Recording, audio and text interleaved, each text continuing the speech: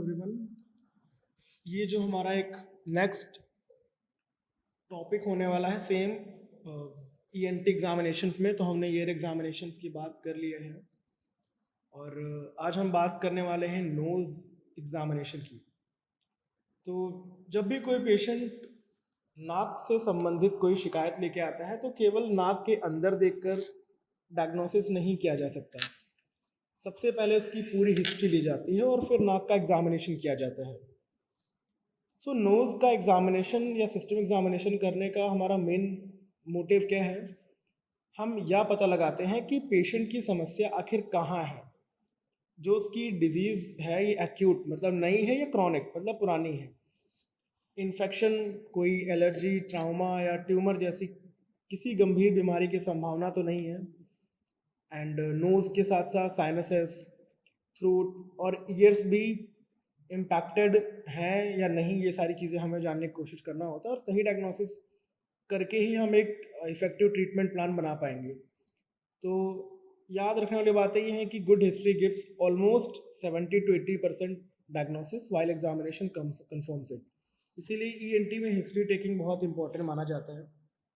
तो first of all थोड़ा सा नोज़ का इंट्रोडक्शन अगर मैं आपको बताऊं तो नाक केवल सांस लेने का एक रास्ता नहीं है बल्कि हमारे रेस्पिरेटरी सिस्टम का एक सबसे पहला प्रोटेक्टिव ऑर्गन भी है। सो हमारी नोज़ के कुछ मेजर फंक्शंस क्या हैं कि हवा को शरीर के अंदर पहुंचाना, मींस हवा को फिल्टर करना, उसको गर्म करना, उसको ह्यूमिडिफाई करना, स्मेल पहचानना, है ना, आवाज़ में सहायता करना जिसको बोलते हैं वॉइस रेजोनेंस, शरीर को धूल, धुएं, बैक्टीरिया और वायरस से बचाना, बहुत सारी चीज़ें हैं। अगर नाक ठीक से काम नहीं करेगी तो केवल ब्रीदिंग ही हमारी ख़राब नहीं होगी बल्कि हमारी स्मेल, स्पीच, स्लीप और ओवरऑल क्वालिटी ऑफ लाइफ भी ख़राब हो सकती है या फिर प्रभावित तो होगी। तो इसमें हम थोड़ा सा एनाटॉमी चलो चाहते हैं तो समझ लेते हैं। देखो, नाक को अगर आप समझो तो दो भागों में बांटा गया है, ठीक है। तो पहला है एक्सटर्नल नोज और दूसरा है इंटरनल नोज। एक्सटर्नल नोज वो एक ऐसा पार्ट है जो बाहर से दिखाई देता है। इसमें आपको रूट, ब्रिज, ठीक है, रूट, ब्रिज, डॉर्सम, टिप, ठीक है, एला, जो दोनों किनारे होते हैं इनको एला बोलते हैं, नॉस्ट्रल्स जिसको बोलते हैं नैरस। और ये बेसिकली हड्डी और कार्टिलेज दोनों से मिलके बनी होती है। और जब आप इंटरनल नोज की बात करते हैं या नेजल कैविटी की बात करते हैं तो दोनों नेजल कैविटीज़ के बीच में एक दीवार होती है जिसे हम नेजल सेप्टम बोलते हैं, ठीक है। नेजल सेप्टम ये आपको इस इमेज में दिख रहा होगा। एंड नेजल कैविटी के अंदर 3 मेजर प्रोजेक्शंस होते हैं, ठीक है। 3 मेजर प्रोजेक्शंस होते हैं जिसमें superior turbinate, middle turbinate and inferior turbinate. तो इन टर्बिनेट्स का काम क्या है? जो आप टर्बिनेट्स देख रहे हो, आप इधर आपको इमेज में दिख रहा होगा, सुपीरियर, इन्फीरियर, मिडल तीनों दिख रहे हैं। इन टर्बिनेट्स का काम होता है कि जो हवा होती है, जो एयर होती है, इसको धीमा करना, ठीक है। एयर को थोड़ा सा गर्म करना, ह्यूमिडिफाई करना और फिल्टर करने का काम इन्हीं का होता है। तो नेजल कैविटी के आसपास 4 टाइप के पैरानेजल साइनसेस होते हैं, ठीक है, जिसको आप frontal sinus, maxillary sinus, ethmoid sinus और स्फेनोइड साइनस इनके नाम से जानते हो। और ये सभी साइनसेस छोटी ओपनिंग्स के थ्रू नेजल कैविटी से जुड़े रहते हैं। तो ये तो खैर मैंने थोड़ी सी आपको एनाटॉमी बताई नोज़ की। अगर हम इनकी फिजियोलॉजी की बात करें थोड़ी सी, जो कि आपके इसमें नहीं लिखा हो क्योंकि anatomy and physiology obviously it's a not a subject of anatomy, तो मैं डायरेक्टली आपको बता दे रहा हूँ, ठीक है। देखो, नाक की जो फिजियोलॉजी को समझना बहुत ज़रूरी है क्योंकि एग्जामिनेशन का मोटिव इन्हीं फंक्शन का एक तरीके से मूल्यांकन करना होता है, ठीक है। So first of all air conduction, मतलब कि नाक सांस लेने का बहुत एक स्पेशल रास्ता है, ठीक है। तो रेस्पिरेशन के टाइम में हवा सबसे पहले नाक से होकर ही लंग्स तक जाती है। दूसरा एयर फिल्ट्रेशन, नाक के अंदर छोटे छोटे जो बाल जिसको बोलते हैं विब्रिसे, ठीक है, और म्यूकस प्रेजेंट होता है। ये dust, pollen, smoke, bacteria, virus इन सभी को चिपका के वहीं रोक लेता है। इसीलिए नाक बॉडी का एक पहला डिफेंस मैकेनिज्म है, ये बातें आप याद रखिए। तीसरी चीज एयर वार्मिंग, ठीक है, एयर कंडक्शन मैंने बताया, एयर फिल्ट्रेशन। तीसरा है एयर वार्मिंग, नाक के अंदर ब्लड वेजल्स बहुत ज़्यादा होती हैं, तो ये ठंडी हवा को बॉडी के टेम्परेचर के अकॉर्डिंग गर्म कर देती हैं। उसके अलावा एयर ह्यूमिडिफिकेशन, नाक की जो म्यूकस मेम्ब्रेन है, ठीक है, ये हवा में मॉइस्चर को कनेक्ट करती है, ठीक है, इससे क्या होता है, लंग्स सूखने से बच जाते हैं। इसके अलावा ऑल्फैक्शन, क्योंकि आपको पता है ऑल्फैक्टरी नर्व्स यहाँ पे होते हैं ना, ऑल्फैक्शन ये देखो, ठीक है, ऑल्फैक्टरी फंक्शन, ठीक है। तो जो नाक की म्यूकस मेम्ब्रेन, खैर देखो, नाक के जो ऊपरी पार्ट में एक ऑल्फैक्टरी रिसेप्टर्स होते हैं, ये रिसेप्टर्स स्मेल को पहचानते हैं। अगर इनमें समस्या हो जाए तो पेशेंट को स्मेल नहीं आती है, तो एक ये भी हमारे लिए समझने के लिए ज़रूरी होगा जब भी कोई पेशेंट बोलेगा कि इसको स्मेल नहीं समझ में आ रही है, नहीं आ रही है।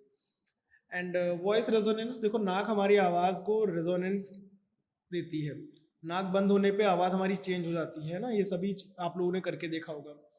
तो हिस्ट्री लेने का, अगर हम हिस्ट्री टेकिंग की बात करें, नेक्स्ट जो हमारा है ये, ठीक है, तो हिस्ट्री लेने का जो हमारा मोटिव ये जानना होता है कि पेशेंट की प्रॉब्लम क्या है, कब शुरू हुई, क्या वो सीवियर है, किस रीज़न से हो सकती है, तो ये सारी चीज़ें। तो हिस्ट्री लेते टाइम आप कुछ पॉइंट्स पूछ सकते हैं। सो हिस्ट्री टेकिंग ये सबसे फर्स्ट और one of the most important step है system examination of the nose के लिए। तो बहुत डिटेल में हिस्ट्री लेके हम बहुत इजीली एग्जामिन कर पाएंगे कि पेशेंट के सिम्टम्स क्या हैं, ठीक है, identify possible nasal and sinus disorder, इसके पीछे की वजह क्या है, इटियोलॉजी, और आगे की चीज़ों के लिए, इन्वेस्टिगेशन के लिए हम अपना एक प्लान या अपना एक प्रोग्नोसिस रेडी कर सकते हैं। So the information should be obtained regarding the onset, duration, severity, progression and associated factors of the patient's complaints. ठीक है, okay, so we can talk about the first point which is considered in a history taking in a nose examination, nasal obstruction or blockage या nasal blockage। देखो, जब patient को नाक से सांस लेने में बहुत कठिनाई हो या नाक बंद महसूस हो रही हो, तो इसे हम नेजल ऑब्स्ट्रक्शन कहते हैं। Examiner should ask whether the patient experience difficulty breathing through the nose, the obstruction में अफेक्ट द नॉस्ट्रिल, यूनिलेटरल और बोथ नॉस्ट्रिल, ठीक है, तो बायलेटरल, यूनिलेटरल, दोनों तरीके से नॉस्ट्रिल्स को अफेक्ट कर सकता है। तो पेशेंट्स क्या पूछोगे, नाक एक तरफ बंद है या दोनों तरफ, ठीक है। दूसरी चीज़, लगातार बंद रहती है या बीच बीच में, ठीक है। Information regarding the onset, duration, severity, ये सारी चीज़ें मैंने आपसे बताया। कितने दिनों से है, रात में ज़्यादा होती है या दिन में, है ना। नेजल ऑब्स्ट्रक्शन में भी कांस्टेंट और इंटरमिटेंट एंड में version in at certain time of the day और ड्यूरिंग एक्सपोजर ऑफ एलर्जेंस, ठीक है। एंड लेटने पर बढ़ता है या नहीं, तो सारी चीज़ें। तो पॉसिबल कॉजेज क्या हो सकते हैं, कॉमन कोल्ड, कोई एलर्जी, ठीक है, enlarged turbinates, nasal polyps, allergic rhinitis, sinusitis, tumours या फिर फॉरेन बॉडीज, ठीक है। तो बहुत सारी चीज़ें हो सकती हैं। अगर ऑब्स्ट्रक्शन केवल एक तरफ है तो थोड़ा स्ट्रक्चरल प्रॉब्लम की संभावना थोड़ा ज़्यादा होती है, अगर दोनों तरफ हो तो एलर्जी या इन्फेक्शन की संभावना होती है। तो इस तरीके से another one is nasal discharge, जिसको बोलते हैं राइनोरिया, ठीक है। आप क्या करोगे, इसमें पेशेंट से डिस्चार्ज के बारे में पूछिए आप, ठीक है। पेशेंट से क्या करना है, आपको डिस्चार्ज के बारे में पूछना है। तो क्या पूछना है कि the examiner should enquire about the presence of nasal discharge and its characteristics, ठीक है। तो इंपॉर्टेंट चीज़ है क्या, उसमें colour, quantity, consistency, odour, duration of the discharge, मतलब कि पानी जैसा है, थोड़ा गाढ़ा है ना, सफ़ेद है, येलो है, ग्रीनिश है, या ब्लड मिला हुआ है, एक तरफ से डिस्चार्ज है या दोनों तरफ से आ रहा है, क्या इसमें कोई स्मेल आती है, नहीं, कंटिन्यूस होता है या कभी कभी, ठीक है। सो डिफरेंट टाइप्स ऑफ चीज़ें हो सकती हैं। Like watery discharge, watery discharge कब होता है, अक्सर एलर्जी या वायरल इन्फेक्शन में, ठीक है। इसके अलावा म्यूकोइड, ठीक है, थिक एंड म्यूकोइड, म्यूकोइड क्या होगा, इसका मतलब सफ़ेद या थोड़ा सा जो चिपचिपा डिस्चार्ज, ठीक है। म्यूकोपुरुलेंट डिस्चार्ज, येलोइश या थोड़ा ग्रीनिश, ये बैक्टीरियल इन्फेक्शन का सिम्टम हो सकता है। Sign blood stain discharge, trauma, tumour या कोई सीवियर इन्फेक्शन की वजह से।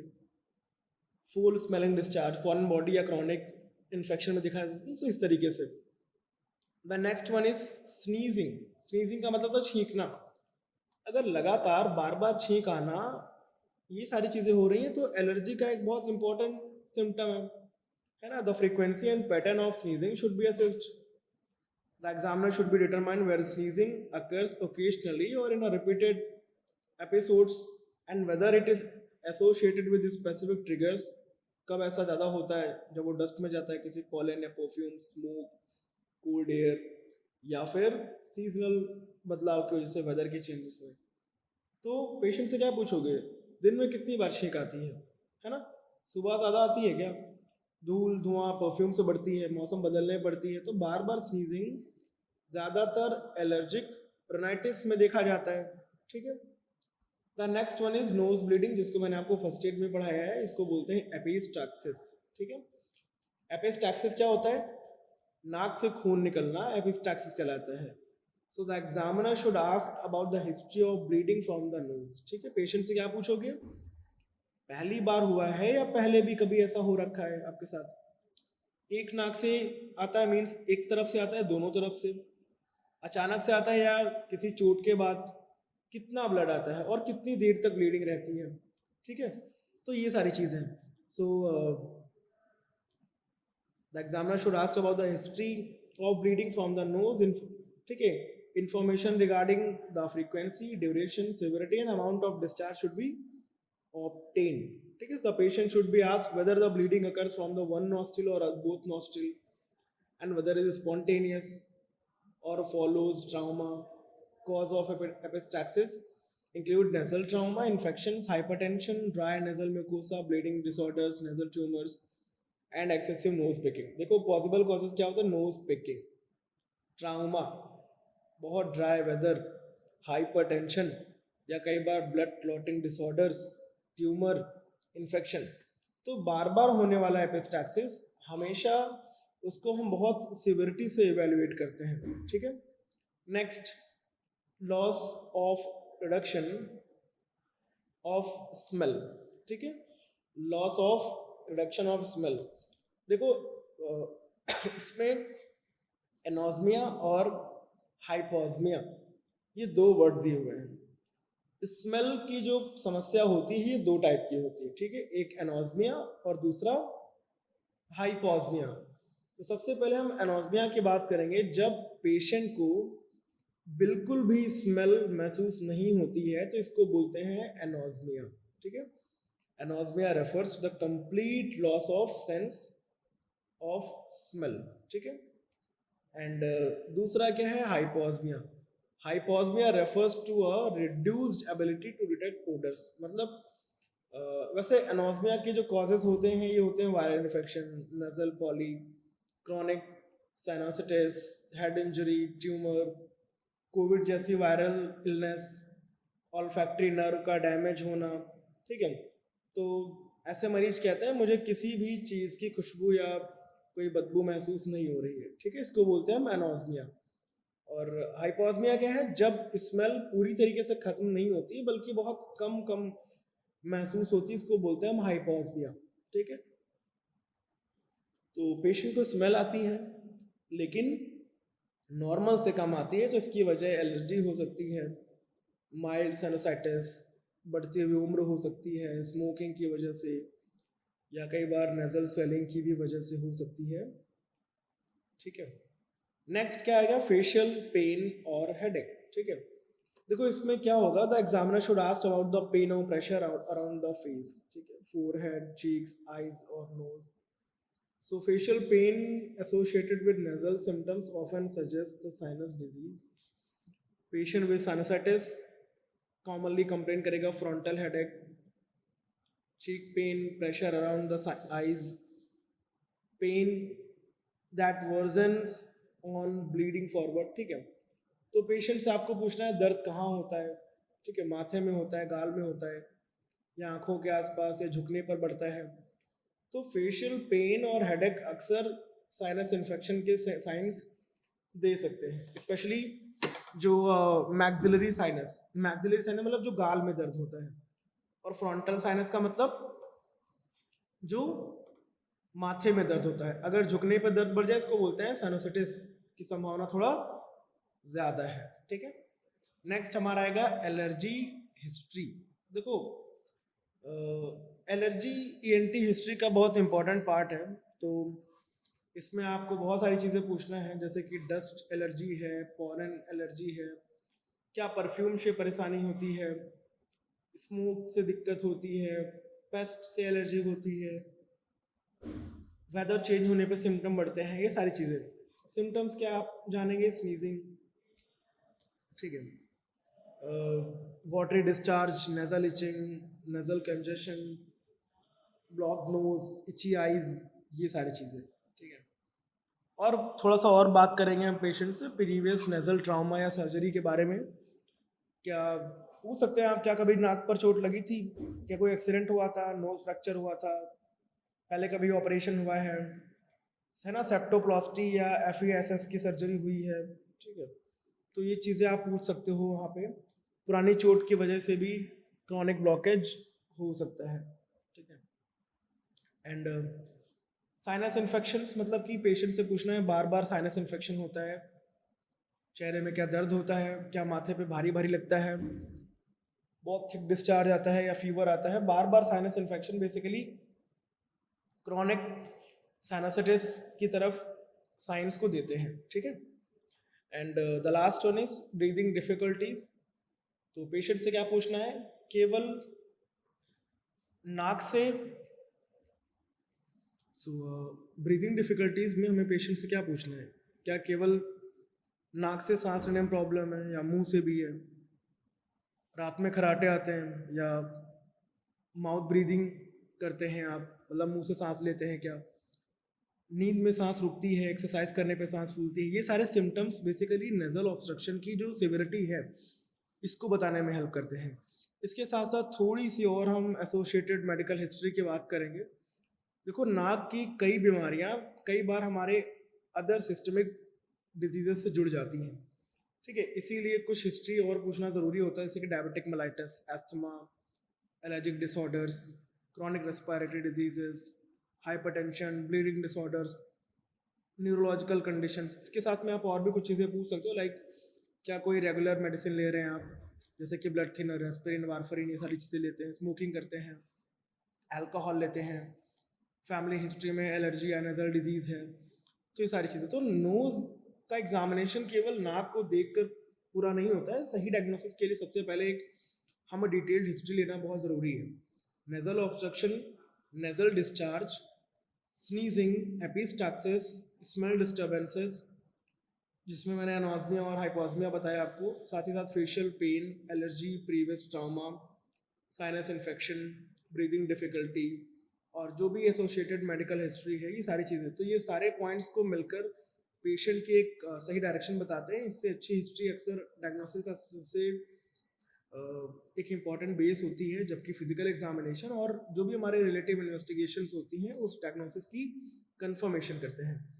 सो हमारा जो नेक्स्ट टॉपिक रहने वाला है वो है inspection of the external nose. ठीक है, देखो inspection of external nose, inspection का मीनिंग होता है पेशेंट को बहुत ध्यानपूर्वक देखकर किसी भी नॉर्मल या एबनॉर्मल चेंजेस को पता करना।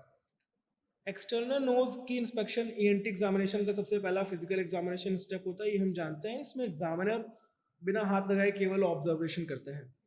इंस्पेक्शन हमेशा अच्छी रोशनी मीन्स गुड इल्यूमिनेशन में की जानी चाहिए। पेशेंट को एग्जामिनर के सामने सीधा बैठाया जाता है और फेस के सामने एक फ्रंट व्यू मतलब कि, और लेटरल व्यू और बेजल व्यू, इन चीज़ों से देखा जाता है। बेजल व्यू मतलब नीचे से दोनों साइड, मतलब लेटरल व्यू सामने से मतलब कि फ्रंट व्यू। तो ये सारी चीज़ें, तो मैं आपको इस क्लास में बहुत बेसिक चीज़ें बस इतना बताऊंगा। इंस्पेक्शन का पर्पस क्या है, हम एक्सटर्नल नोज का इंस्पेक्शन क्यों करते हैं। देखो नाक का जो नॉर्मल डेवलपमेंट जो होता है वो हम देखते हैं इसमें।